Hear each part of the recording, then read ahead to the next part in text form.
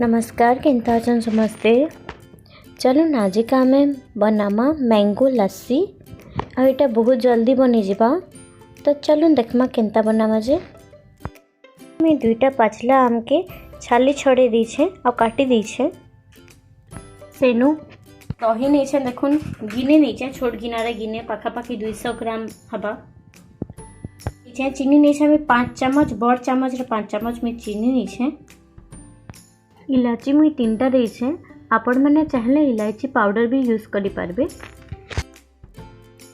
तारपरे देखुन जन मैं मैंगो के काटी थिली आम के सेटा के दे देमी।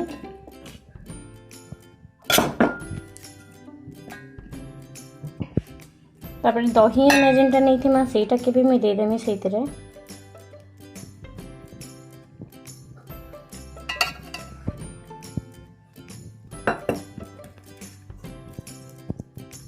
तीनटा इलायची मैं से दे देमी और चीनी भी मैं सही तरह ही मिसे देमी।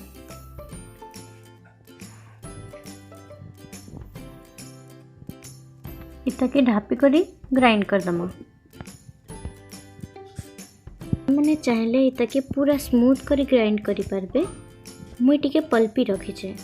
तार परे हमें ग्राइंड करला परे ताके गोटे ग्लास ती नीजमा और ताके गार्निशिंग करमा। गार्निश करबा लगी मुई आलमंड यूज करी छे और सुगर स्प्रिंकल यूज करी छे। आपण माने चाहले इथि काजू किशमिश भी यूज करी पारबे। परे हमर मैंगो लस्सी रेडी हे जिबा।